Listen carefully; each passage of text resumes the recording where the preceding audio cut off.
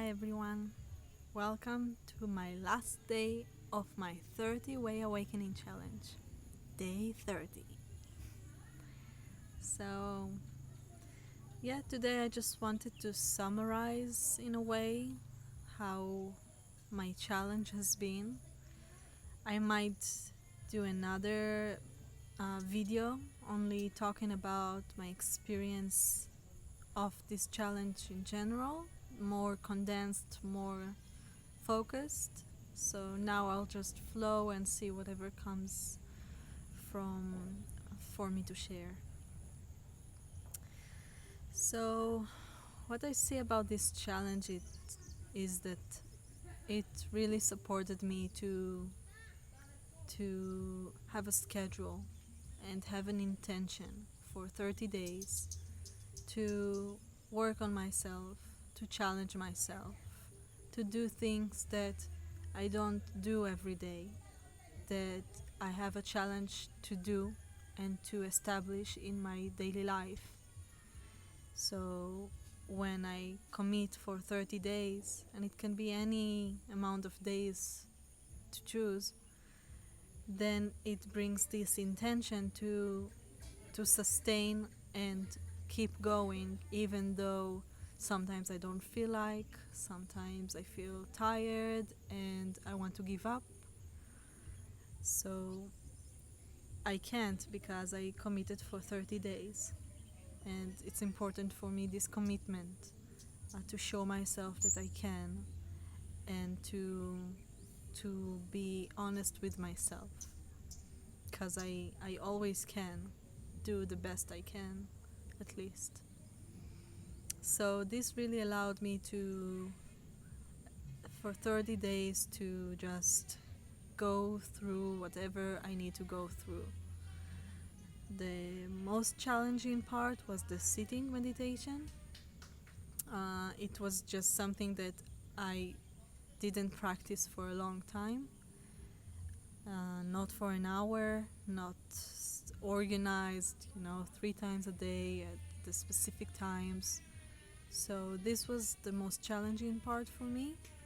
And in the end, I see that it benefited me the most out of all the practices, because at least that's what I can see now, because it's something that I avoided doing for a long time. I didn't want to sit with myself. I didn't want to connect and to pause during my day and just be aware of my thoughts, my mindset, my sensations, my body. I wanted to avoid, to escape, to find other distractions, and it wasn't for my benefit. It wasn't supportive, but I just didn't want to face whatever was inside.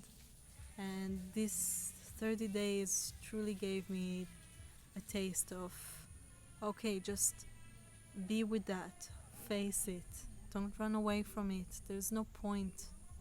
I mean, why do you run away from yourself? It brought me to ask myself important questions, and to just set my priorities according to my vision and my intentions, and not according to how I feel like, what is the most pleasure, and what is most comfortable, because they don't usually work together. So these 30 days gave me also this opportunity to talk to myself through you, to practice my vulnerability, my self-expression, my honesty, and it was really supportive, especially because I usually don't sit and close my day. I want to, when I remember to, or when I feel like doing, I do it, but it happens rarely. So for 30 days I kept sitting with myself for 10-15 minutes a day, and just asking myself, how was my day? What happened today? What was the key questions I asked? What was my reflection today? what was the insight I took from whatever I experienced during the day, what was the benefit. So it took me beyond the superficial, what happened today, ate, slept, walked, cooked, washed, and took me deeper to see what was really underneath all of this. What were the thoughts I had, the reactions, the challenges, the obstacles, and how I overcame them.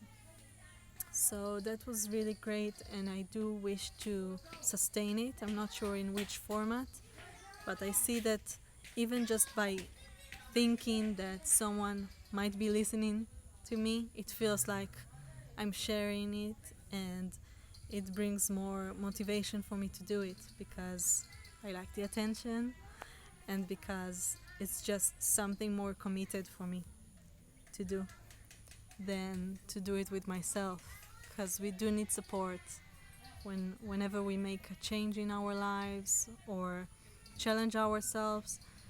Support is very necessary, it's very supportive. So that part I really appreciate. The challenge we added in the middle of the practice, the challenge, which was closing our phones at 7 p.m., was a great addition.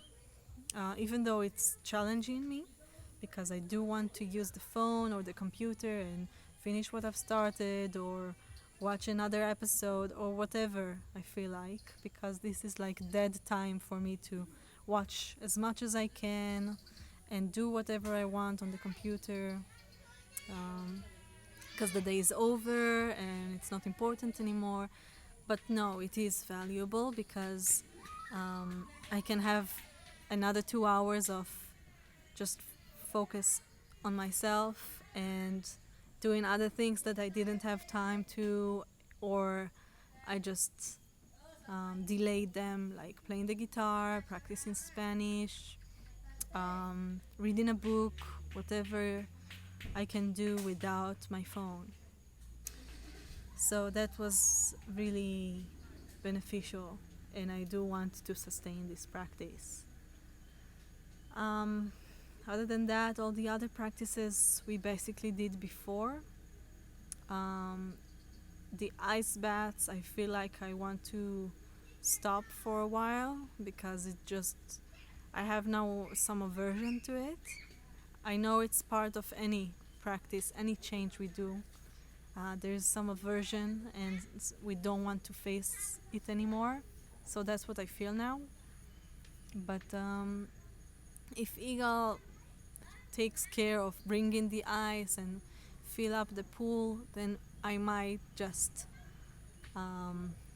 jump on the opportunity and just meet it moment by moment, because I don't know how I will be how I will think about it tomorrow, so I'll just meet it. What else?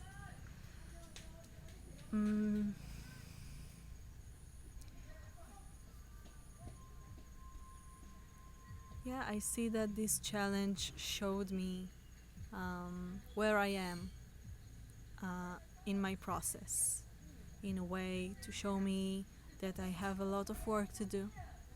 I have a lot of weakness to work on, and it's good, because I'm not usually aware of it until I challenge myself. It's like there is no problem in our lives, with how we go about our days, until we have some obstacle or something changes outside of us or inside of us, and then we start to see how everything collapses because of this little challenge or obstacle, or big challenge or obstacle.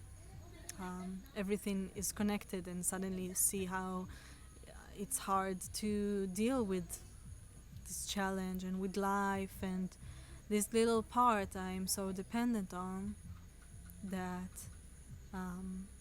it shook me to see that something, that when it changed, then I lost my my ground. And that's how I feel with every time I do a challenge. I see how dependent I am on my previous lifestyle, my previous schedule, my previous habits, and that's an awakening. So that's good to see where I am, how dependent I am, how emotional I am when I take away my pleasure from me, or when Eagle takes it away. Whether it's food or doing more exercise and less rest,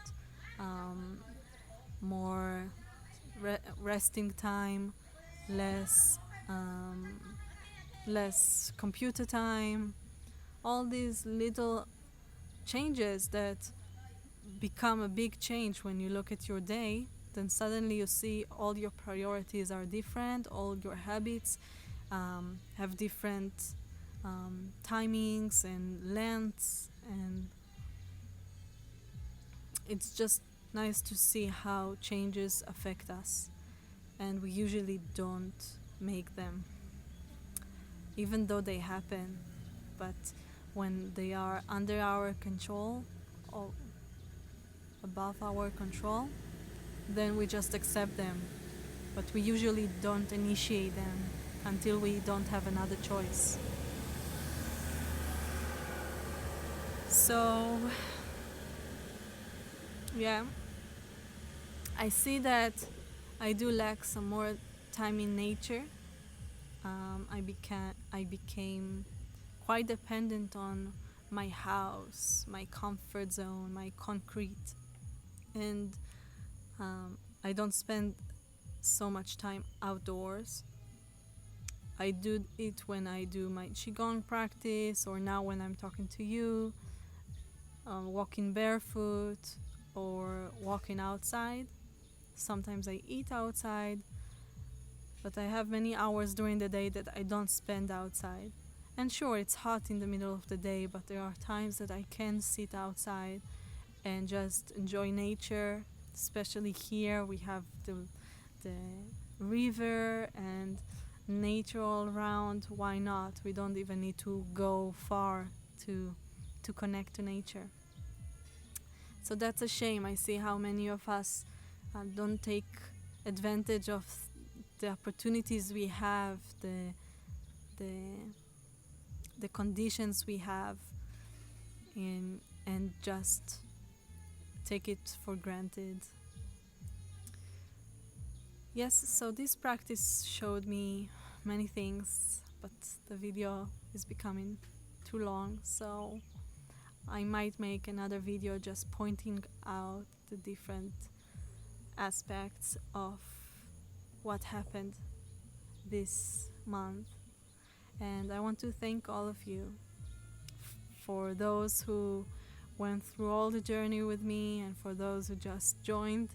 Thank you for being a part of my journey. It was a great process, one of many, and I hope you join me for my next adventure. Thank you. Bye.